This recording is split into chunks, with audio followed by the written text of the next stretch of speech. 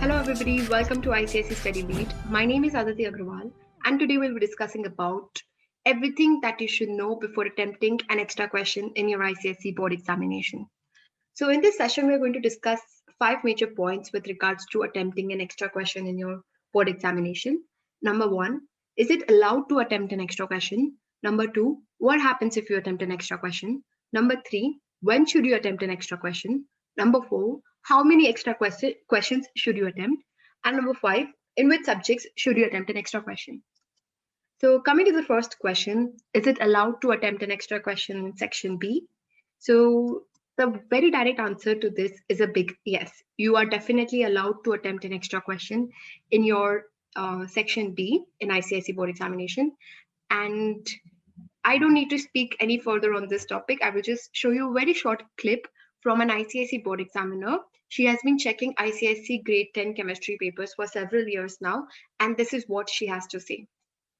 So if a student is a little dicey with his answers in section B, should he go for attempting one more set if he has time left? You can attempt extra questions because ICSE and ISE both have this provision that when we are correcting the papers, we correct all the questions attempted by the child and then we take the best out of it, right? So if section B, they have to answer any 4 questions of 10 marks and they have attempted 5 questions, when the tabulation is done, the examiner will take out the best 4 out of the 5, even if he or she has answered 6 questions, because there are normally 6 out of which you have to select 4. So the students can look for attempting one more question to fetch more marks if at all they are unsure with their answers. Yes, if one question they are a little unsure, they are having a little bit of doubt, I think it is a good option to attempt one more question so that it might be that the extra question answered has been answered better than the selected ones. So he or she will get an advantage of getting an edge over the marks if he or she has attempted only the exact number of questions. Okay, ma'am. Now that you've listened to what she says with regards to attempting an extra question, let's quickly recap what happens if you attempt an extra question. Suppose there are a total of 6 questions in your section B and the instructions say that attempt any 4 out of 6 questions. Now you have attempted all the 6 questions in section B. Now, firstly, the examiner is bound to correct all the 6 questions. Now he will have to firstly correct all of them and mark them. And after doing that, he will choose the best 4 questions that you have attempted. Coming next is, when should you attempt an extra question? Now, this is very important to understand that if and only if when you have more than 30 minutes left after solving your paper, you should go for attempting an extra question. And before attempting an extra question, make sure that you give a minimum of 15 minutes to check your paper, draw lines, focus on your presentation, because these are as important aspects as writing the answer. If you don't present your paper well, if you don't make it appealing to the examiner, they have a direct impression on the examiner. Make sure that you focus on all these aspects as well.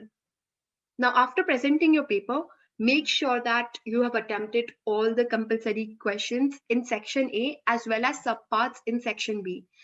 Because it would be a really foolish mistake to attempt an extra question at the cost of missing out a compulsory question. So it is really important to make sure that you have attempted all the compulsory questions in section A and all the selected questions in section B. And after doing all of this, if you still have any extra time, then you should attempt an extra question. Coming next is, if you have less than 30 minutes in any of the papers, my advice would be to avoid attempting an extra question, because to compromise on the presentation part or checking part would be a very big mistake. That is more important than attempting an extra question. So make sure that you keep, if only you have 30 minutes left, you attempt an extra question. Coming to the next question, how many extra questions should you attempt? Now, it is very important to understand that The purpose of attempting an extra question is to safeguard yourself.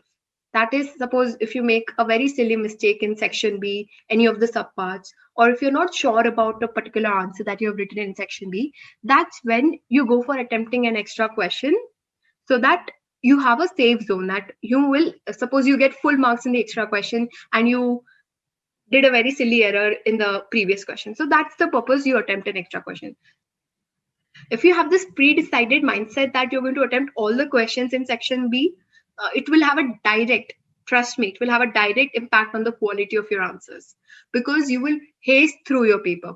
You will run through the paper. You will just write everything very quickly so that you find enough time to attempt an extra question. So getting those 30 minutes at the cost of compromising on the quality of your answers, or making very silly errors while writing very quickly, would be a very big mistake. So make sure that you have this in mind, that you do not attempt more than one question as an extra question.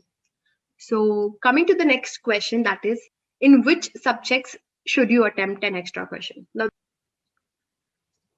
so before we discuss this, let's have a very quick disclaimer. Just because I am giving you a green flag for attempting an extra questions in these subjects does not mean that even if you don't have time, you go for attempting an extra question in these subjects. So make sure that you only attempt an extra question in these subjects also if you have more than 30 minutes, like I stated previously. So let's discuss in which subjects should you attempt an extra question.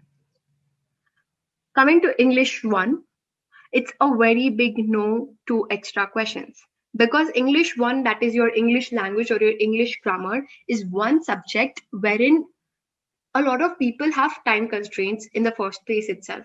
So it will be a very stupid thing to attempt 2 letters or 3 essays. No, it's a very big no to extra questions in English 1. Stick to whatever you have decided and focus on that. Do it well there. Okay. Coming to subjects like history, geography, biology, computer applications, and chemistry. These are subjects wherein I would say it's a big yes for extra questions. For example, chemistry is one paper where you will have a lot of time. Like, it's a very quick paper. If you're prepared well, you have ample time to attempt extra questions. So yes, you can attempt extra question here. Computer applications. So section B is mostly your programs.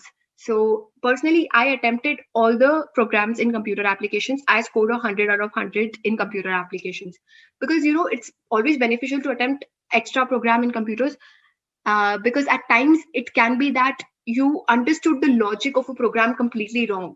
So if you attempt an extra question, maybe you did that better than what you have attempted previously. Firstly, make sure that you make a wise choice while selecting your questions itself, like while selecting your optional questions. But even after that, if you think that I am quite unsure about this particular answer, it is always beneficial that you go for attempting an extra question, because if you have any syntax error, or if you have any logic error, if you make another silly mistake in your program and you do the other program really well, it's a big add-on for you. So yes, it's a green flag for attempting an extra question in computer applications.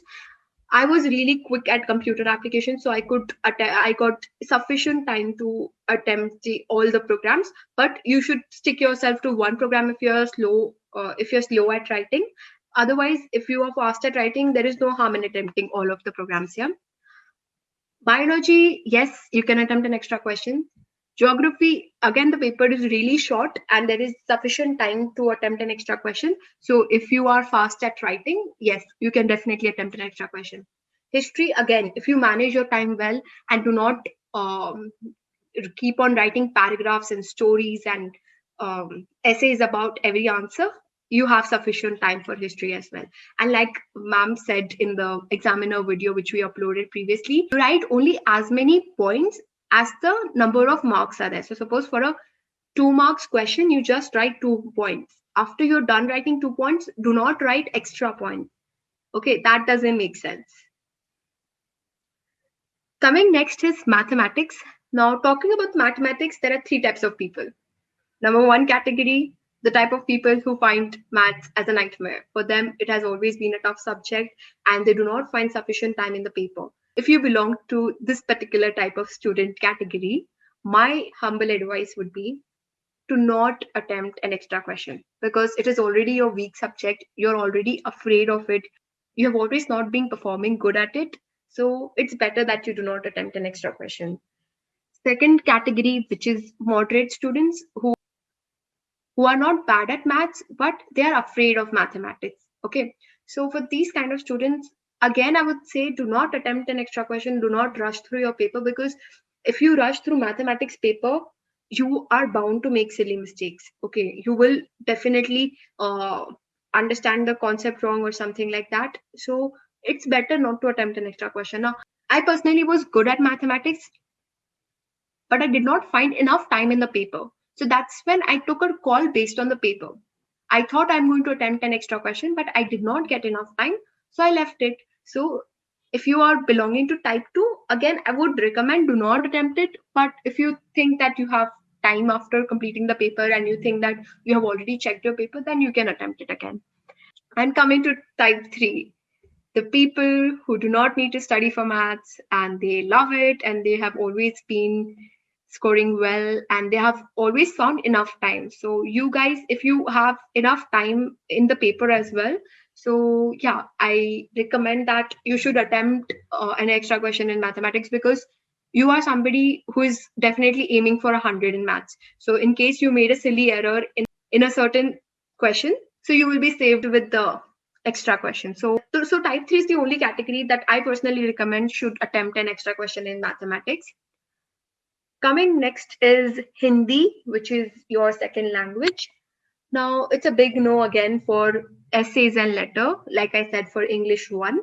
But here, for the grammar part, which is your Paryayavachi Shabd or Vilom Shabd or any other thing for that matter, yes, you can attempt an extra question there, because these are usually, one-word answers, two-word answers, and you might not be sure of a certain Paryayavachi Shabd, or you think that you have written the matra wrong. So it will hardly take a few seconds to attempt an extra question. So yes, for grammar part, you can definitely attempt an extra question here. It will hardly take any time. Coming next is physics. Now, physics is one subject which can be a very easy paper or a very tough paper based on how clear your concepts are. Okay, so if your concepts are clear, this is one of the easiest paper to get 100 in. But if your concepts are not clear, then no. So here I would recommend that take a call based on how tough you're finding the paper. Okay, so this is a call-based paper. You cannot have a pre-decided mindset that if you're going to attempt an extra question or not. Now, coming to next subject is English 2, which is your English literature. Now, let me first explain. This is a very confusing part for a lot of people in normal sense also, not in terms of extra question, but in normal sense also, how to attempt this. There are 3 sections. Section A is your Merchant of Venice. Section B is your prose. And section C is your poetry. Now, according to ICSE, you're supposed to attempt one question out of all these 3 sections. So firstly, decide which one question you're going to attempt from section A, section B, and section C, which is compulsory. And in total, you have to attempt 5 questions, right? So there are 2 questions left now. Now you can either attempt those 2 questions from A and B, A and C, or B and C. That's how you do it. You can't do it like those 2 questions. Now you can't attempt in a way that section A, you have attempted one compulsory question, second compulsory question again here, and third compulsory question also again here. That's not how it works. Did you get my point? If you haven't understood this particular point, you can always drop down a comment. I will personally get back to you and explain it. Now, after you're done completing these 5 questions and you have time for an extra question, what you should do is now see that if you are doubtful about this answer and this answer, then you should attempt an extra question in section A. If you're doubtful about this answer and this answer, then in section B, and similarly for your section C. That's it for today's session. If you have any doubts, just comment down below or use these social media handles to reach us out. The team will get back to you in no time.